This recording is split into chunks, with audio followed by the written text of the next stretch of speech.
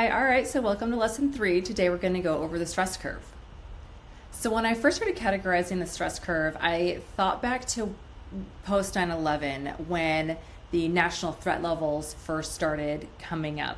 And I felt my anxiety start rising. And of course, every time they would raise the threat level, my anxiety would rise right along with it. So when I, during that shock and awe campaign, when all the bombs were going off and we didn't know what was going on with our country, and oh my gosh, it was so stressful. So I definitely had that in my memory when I created these stress zones. And then actually when I entered medical school and became an ER doctor, when I learned about the different triage levels, where different patients come in with different critical levels based on how sick they are, and we triage them accordingly, and we treat the reds first, and so on.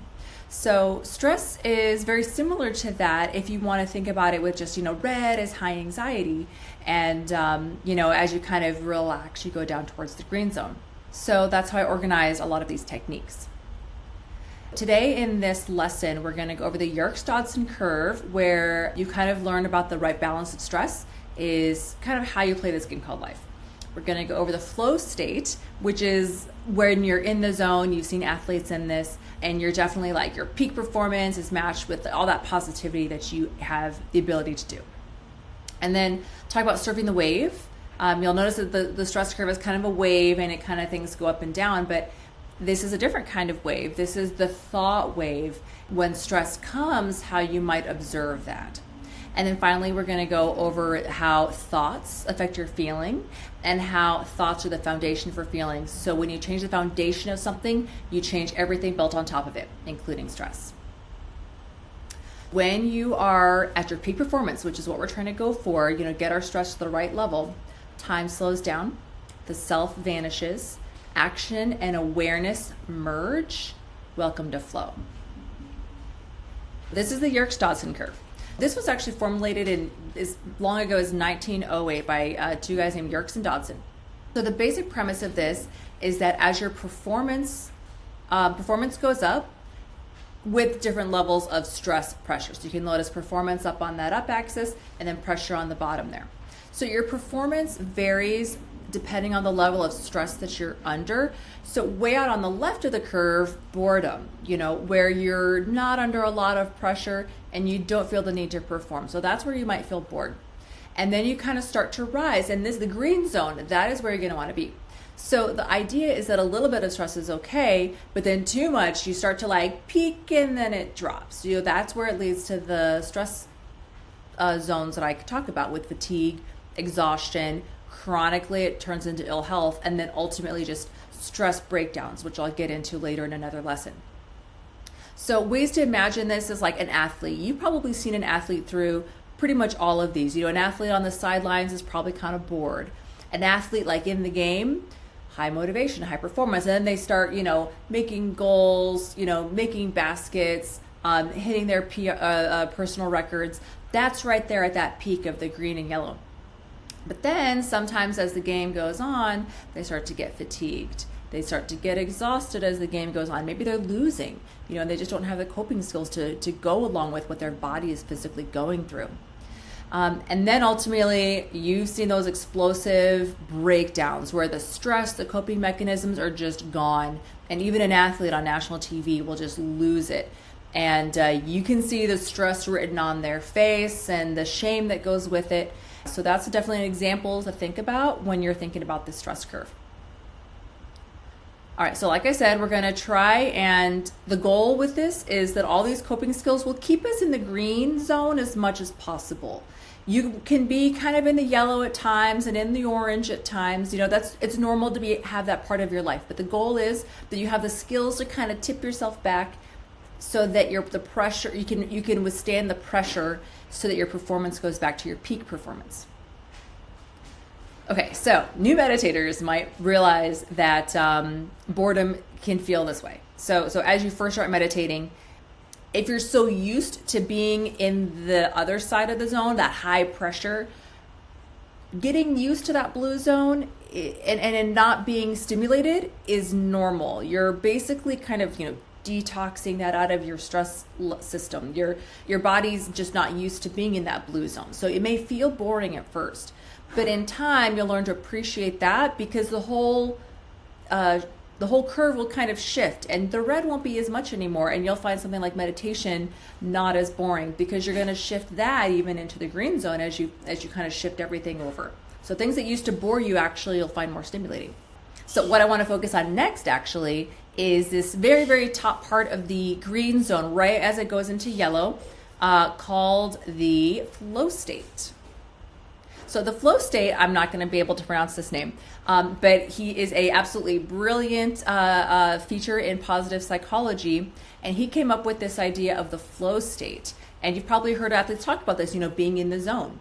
This now is a representation of challenge versus skill. So this goes more into where your talents lie and where you're using those talents. So so it can also be knowledge. When you're applying your basically mental smarts to some kind of challenge. A lot of people love that and rise to the occasion. But it can also be, think of the skill. It could be your stress management. So the more skilled you get in stress management, as the challenge level goes up, you'll actually be able to accommodate that accordingly. And you'll notice in that top right corner, that is where flow is. So I'm going to go through each one of these quadrants in more detail. Okay, so bottom left, low skill, low challenge. So this is where you just kind of can't rise to the challenge. This is where some newbies might feel themselves. So you may feel like you don't have the skills, so you're like, I'm not going to confront that. So, riding a skateboard. I'm going to look at a skateboard and be like, what do I do with this? I'm not good at skateboarding. I'm just not going to do it. So I'm just going to stay in my comfort zone and I'm not going to do this. Or maybe you have a little bit of skill, but you're like, I just don't feel like doing anything with this today. So you just kind of, maybe you go not so much apathetic, but you move into boredom. So that's where that kind of low level is. But remember, that's something where that's kind of where you absolutely start out. You start somewhere, and that's where you start with any new skill. You apply the skill to the challenge. Okay, so this is another newbie, but you're kind of thrown into it, and maybe you're in a high stakes situation. So you're a novice thrown into the high stakes situation, and now you start to worry, and you start to get really anxious, and then you start to feel overwhelming, and then that's where anxiety is going into coming in.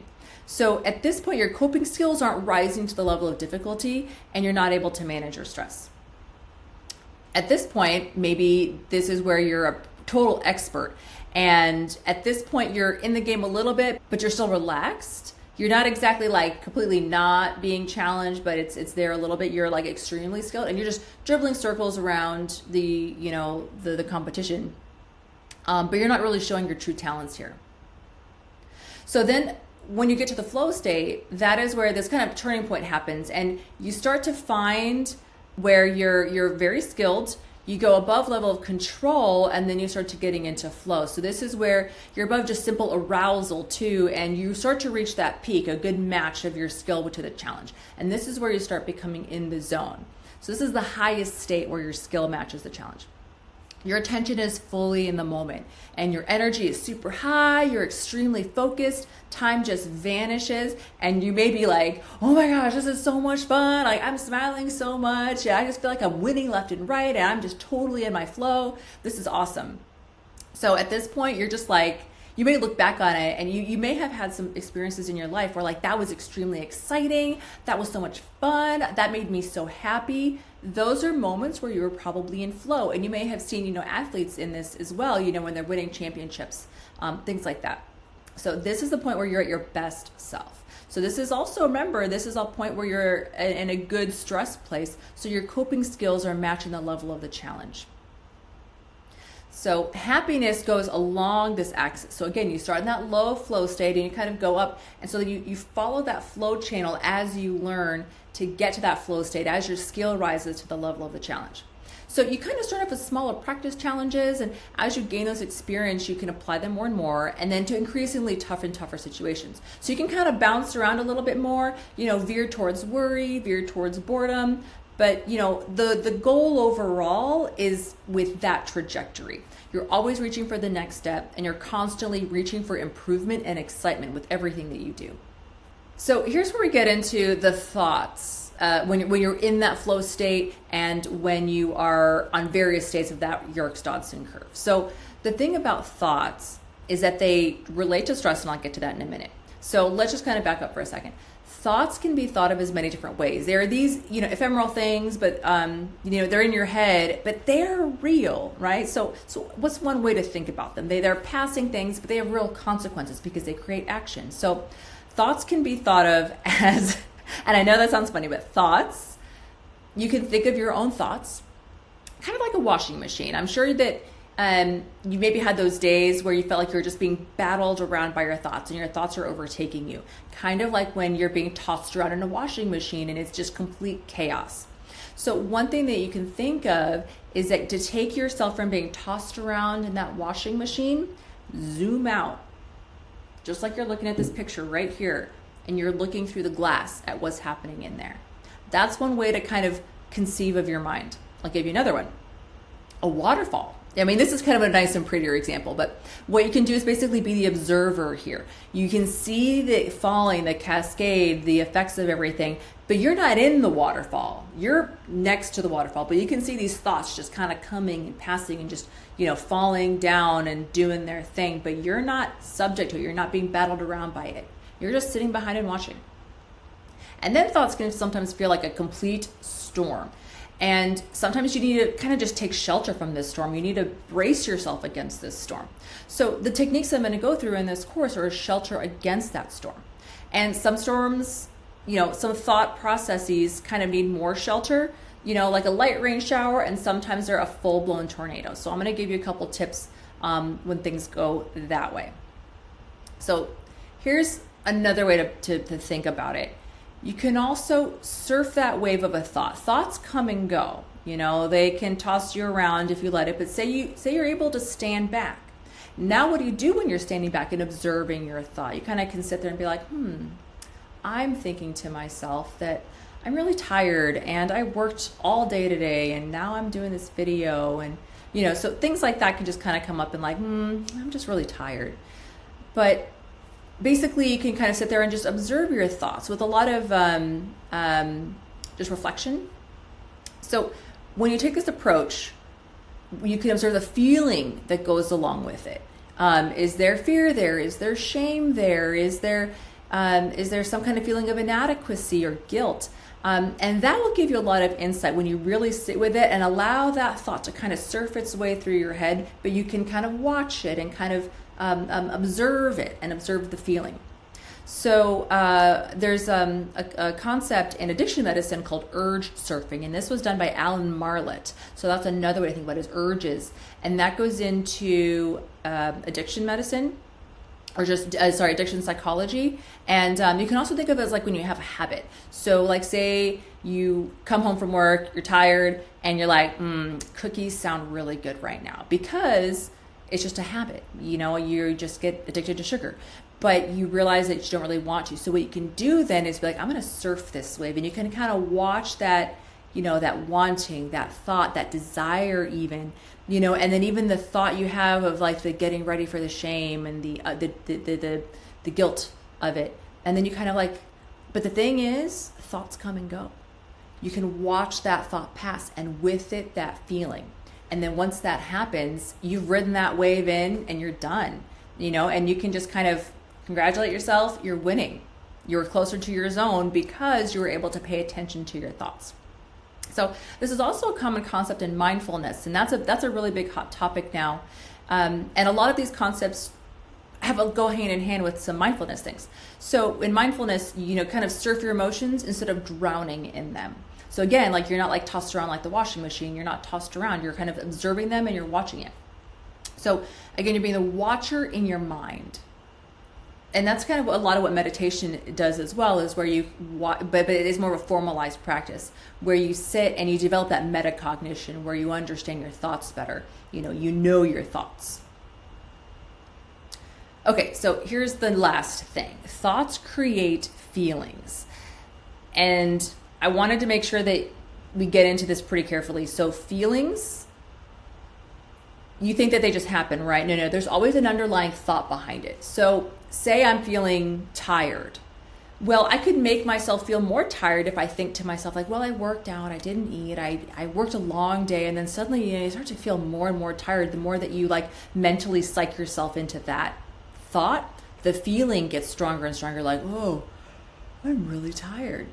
But you can do the opposite. You can say, no, I am jazzed up, I am pepped up, and the more that you kind of pep yourself up, you can get yourself out of that feeling. And that creates different actions. So, could I have come home from work and gone straight to bed? Sure. But I created a different thought in my head that I thought, you know what? I'm going to talk to you guys today. So underlying that, stress is a feeling. So you have these thoughts, you have these feelings, and just remember that stress is a feeling. So how do you change stress? There's a million different ways to cope with stress, but you can't talk about them all. So how do you make it simple? How do you make this easy? You go to the foundation, you go to the source. So if you let the thoughts create that constant feeling of stress, and if you think about it, you already know this because feeling creates actions. And you're here today, you're ready to make that change. So to be in control of stress, you get to the source of it and you get proactive, not reactive. Sometimes this can be like anger, overeating, loss of appetite, stomach upset. That's where you direct your thoughts so that you have maximum benefit. So you want to focus on prevention and not just treat the symptoms of stress. But then that's, again, going back to the thought. So it's kind of the same thing that, honestly, what doctors try to do is we try to prevent disease. We try to talk to you before it gets to that. An ounce of prevention is priceless. And that's what learning these techniques do, is that they allow you to get to that base, that thought, and change that foundation. And that is ultimately what changes the game for you. All right, so again, thoughts change your feelings, and then your thoughts can be kind of like waves on an ocean, and you can learn to surf. Another one that I actually really like is if you ever go surfing, what you can do is dive below the wave, and you can watch the wave go above you, and that you're still not tossed around by it, but you're in this like nice, dark, kind of quiet place. I don't know. I just think that's a fantastic place to be. So you can learn to swim, you can learn to surf, whichever one works for you, whichever one floats your boat, whatever it is. So you can surf the wave, and then your thoughts will either come in and bowl you over, or you ride them until they run out of power. The next step is trying to control that thought. Now you're not being knocked around by it. So what can you do to either control it or change that thought? Can you put something else in its place? Can you write things down so that you can see it more clearly and you know exactly what it is that's trying to create that feeling? And then the more you do this, this is like a muscle. The more you practice this, the easier it will get. Your skill level will rise, and that will help you get through all those challenges so that you can be in a flow state with your stress relief. Okay, so basically, just to review, we went through the Yerkes Dodson Curve. Goal is to stay in the green zone. Find yourself as much as you can, and try to follow your flow channel to get to your flow state by always matching your skill level to a rising challenge. And that's how you will work your way up and closer to get to that happiness. And then remember to surf the wave. If it feels like it's getting crazy, whether it's, you kind of first perceive it as you're in the washing machine, you're seeing the waterfall, just kind of sit there and observe it, and then just surf that, whatever's happening, and don't be thrown around by it, don't be drowned by it. And then remember that thoughts create feelings. So you kind of get to the root of the problem, and then fix that at its core. All right, so your happiness bonus this week is you could do the 5-minute flow that was included as a bonus for this course. Sign up for a 5K race. And this is for you people who have all said, I've really thought about running, but I just can't get myself motivated. This is a good way to get motivated, because let me tell you about a 5K race. It is a fantastic way to get introduced to a community of people, and community is another great way to build happiness. At a 5K race, or any race in general, even a walk, like breast cancer awareness walks, they have all kinds of things. And the level of enthusiasm and empowerment there at any kind of race or charity event that involves exercise is palpable, and you will, I think, forever be touched by it, especially if it's your first one. The power of crowds to generate that excitement is contagious, and in a good way. So even if you're scared, even if you're worried, just sign up for it and you'll get motivated, and exercise is fantastic. So say you're like more into volleyball or something like that, Meetup or other websites are great for that. If you're like, no, I want to do some dodgeball, or, I want to do some disc golf, people are really friendly. If you find some interest in someone's sport or say, hey, can I join your team? Can I do this? A lot of people are willing to accommodate you. Then trying a new class at local gym. So maybe you're always doing Pilates, or maybe you're always doing cycling. Try something different. If there's a kickboxing class, just give it a try to get out of your comfort zone and learn some new skill and rise to a new challenge. Offering to walk someone's dog, that's 2 bonus points because you're helping someone else. That's also an act of kindness. So you get 2 bonus points for that, because that is like roping in exercise and being generous all in one. And then another one, say you're like, none of these are for me. Imagine that water. Dig up your swimsuit, get wet, whatever that means for you. All right, take care. Download the course materials at stressreleasesurvivalguide.com.